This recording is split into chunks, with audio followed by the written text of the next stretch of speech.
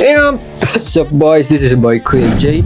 So for today's video is mag-unbox tayo ng isa sa mga useful na motorcycle accessories once na nag-rides tayo or if ever na maglo-locate tayo ng mga destination natin.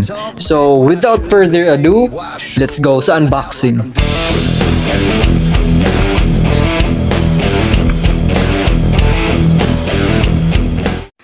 Hey bro, I got a parcel. Oh, wow. Unbox mo. Oh, Jesus Christ. Okay, let's see what's inside. Let me guess, this is a drone. Oh no, just a mount for the GoPro. Wow, and it's badly damaged. Guess who did it? You. Since I already did the plastic, you're gonna do this. Thanks.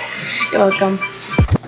And so ayan, eto yung Hotspeed phone holder natin. So makikita nyo dito sa front is medyo yupi-yupi na dito.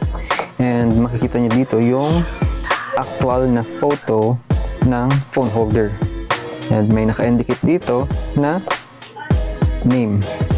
Phone holder version 4 ng Hotspeed.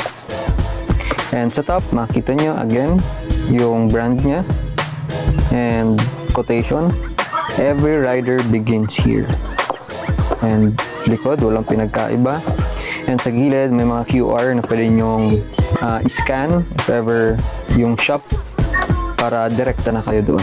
So ito, sa side naman, ang sabi dito sa side is naka-indicate yung shock absorption, easy to install, secure, protection, and 360 degree rotation.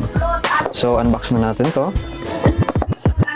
So makikita nyo dito sa loob ng box is yung mismong phone holder na nakabalot sa plastic. Alisin natin to. And wala na siyang manual or something. Diretso na dito. So ayan. So this is the actual phone holder. So makikita nyo dito. Ano ba to? Ipo-ipo. Hindi ko pa alam kung saan to. Pero tingnan nyo, ito yung likod niya, napakalaki pala nito and quality. Hindi yung gaya ng ibang mga plastic na mga phone holder. Ito, ibang-iba to. Talagang may quality siya. Ito yung front niya. Meron ditong Hotspeed na printed. So, ito pala is goma siya. Rubber. Ito plastic, ito rubber. So, ito yung mga clamps niya. Dito sa taas, may rubber na din siya dito. And dito rubber din. Lahat ito, rubber. Ito. Yan. Kaya, safe na safe yung phones natin pag nilagay.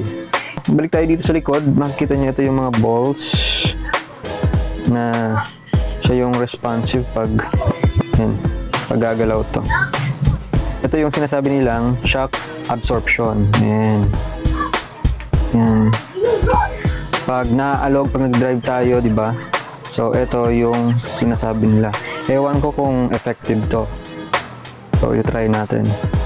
And ito pala makikita nyo dito sa taas is dito nyo pwede ilagay yung second camera nyo.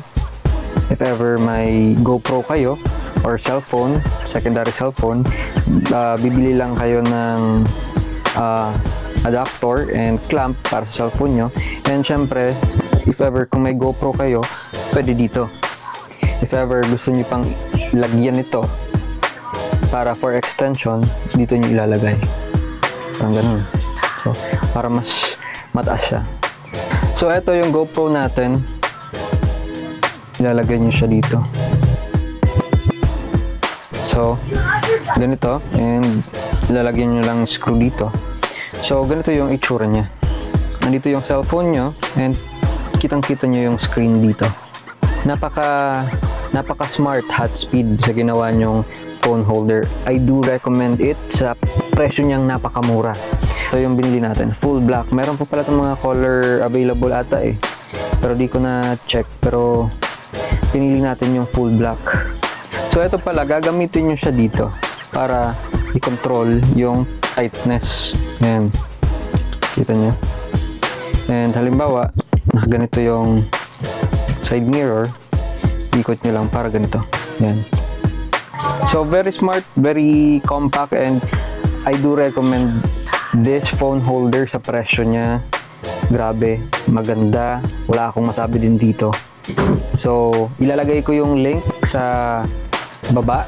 So, comment na lang kayo if ever anong gusto nyong i-comment, tanong, suggestion, and yan.